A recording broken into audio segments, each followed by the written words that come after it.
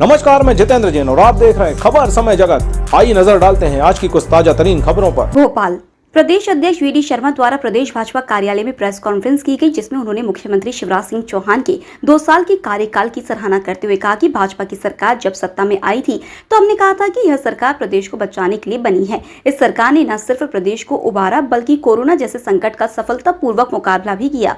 बीते 2 सालों में इस संवेदनशील सरकार ने चुनौतियों को अवसरों में बदला और सबका साथ, सबका विकास और सबका विश्वास के ध्येय के साथ काम करते हुए प्रदेश को स्वर्णिम मध्य प्रदेश बनाने के रास्ते पर लगातार आगे बढ़ा रही है।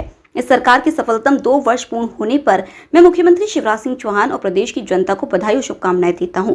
उन्होंने कहा कि सत्ता में आते ही मुख्यमंत्री शिवराज सिंह चौहान के नेतृत्व वाली सरकार को कोरोना संकट का सामना करना पड़ा। इस सरकार ने लगातार धैर्य के साथ काम करते हुए संकट का मुकाबला किया और पार्टी कार्यकर्ताओं ने राजनीति के साथ साथ सामाजिक भूमिका का निर्वाह करते हुए पीड़ितों की सेवा शुरू कर दी।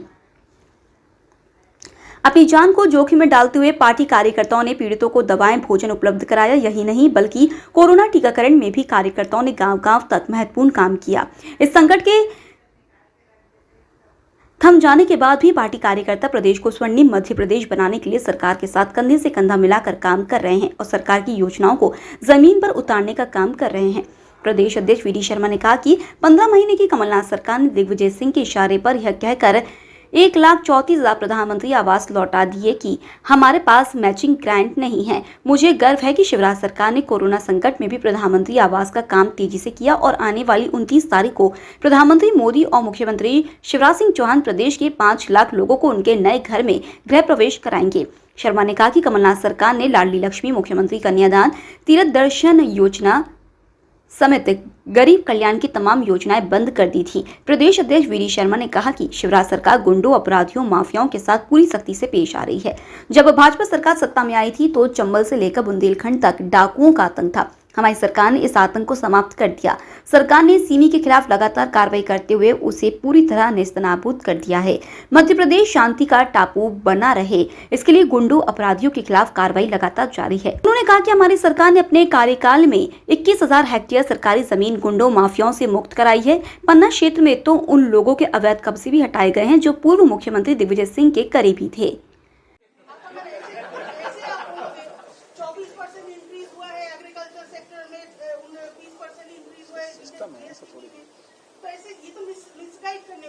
बिल्कुल बिल्कुल दीदी, आपने कहा कि मिसगाइड करने वाली बात है, तो मिसगाइड तो कभी ऐसा नहीं होता। इकोनॉमिस्ट मेरी सेल के जो लोग होंगे उनके सामने जब आप बैठेंगे तो मुझे लगता है बेहतर जवाब इस बात का वो भी दे सकते हैं। मैं इकोनॉमिस्ट नहीं लेकिन केंद्र सरकार के अंदर मध्य प्रदेश को कृषि कर्मण अवार्ड मिलता है तो केवल भारतीय जनता पार्टी की सरकार में नहीं मिलता है, वो मनमोहन सिंह की सरकार में ही मध्य प्रदेश को कृषि कर्मण अवार्ड मिलता है। तब तो नहीं हुआ होगा। और जहां तक पेट्रोल डीजल की बात है, पेट्रोल डीजल अंतर्राष्ट्रीय कीमतों पर, अंतर्राष्ट्रीय परिस्थितियों पर, सर्कुलेंस पर डिपेंड होता है। और माननीय प्रधानमंत्री जी ने इस देश के अंदर तय किया है एथेनॉल को अवसर देकर के इसका अल्टरनेट कैसे खड़ा होगा। माननीय प्रधानमंत्री ने कहा आजादी के 75 वर्षों बाद भी इस दिशा में हमें कैसे आगे बढ़ना है, किसने विचार किया।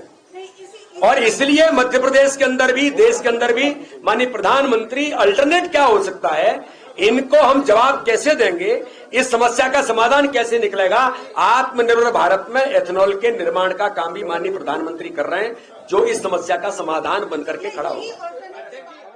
देखिए, माननीय प्रधानमंत्री जी जो कहते हैं उसका अक्षर से पालन देश के अंदर होता है, केवल प्रदेश के अंदर नहीं, सब जगह होता है। परिवारवाद को लेकर केवल परिवारवाद के आधार पर राजनीति में आप आएंगे, ये नहीं हो सकता।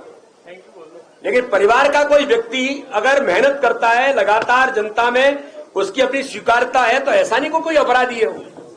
लेकिन माननीय प्रधानमंत्री की मंशा ये है कि परिवारवाद के तौर पर जो लोग आते हैं और जिस प्रकार से परिवारों को बाकी सब छोड़ देंगे तो फिर कैडर बेस्ड ऑर्गेनाइजेशन कैसे रहेंगे। तो माननीय प्रधानमंत्री इस भूमिका में इस देश के अंदर उन्होंने परिवारवाद पर अंकुश केवल कहा नहीं है, परिवारवाद पर अंकुश माननीय प्रधानमंत्री ने, भारतीय जनता पार्टी ने लगाया है। मैं माननीय प्रधानमंत्री का इस बात के लिए बहुत अभिनंदन करता हूं। धन्यवाद, बहुत बहुत धन्यवाद।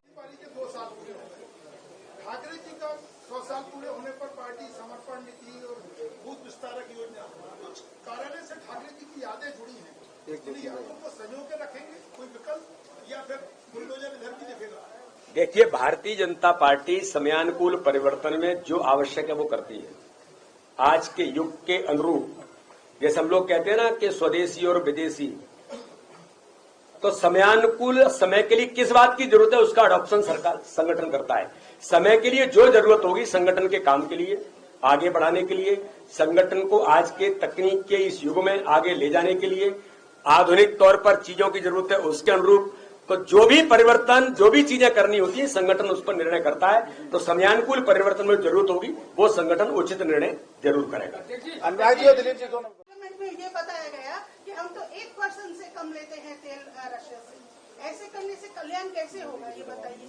इतना जल्दी मोदी जी इस देश के अंदर किसी के दबाव में नहीं आते, देश के अंदर और देश के बाहर भी नहीं आते।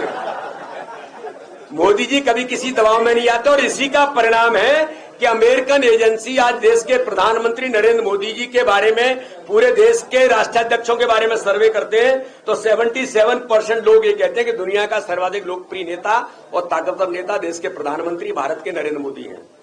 इसे किसी के दबाव में नहीं आते। कोड के बारे में भी ये भी देश के अंदर चर्चा का विषय है, और जब देश की आवाज बनती है कि कॉमन सिविल कोड लाना चाहिए तो ये भी देश के अंदर डिस्कशन के दौर में है और होना चाहिए।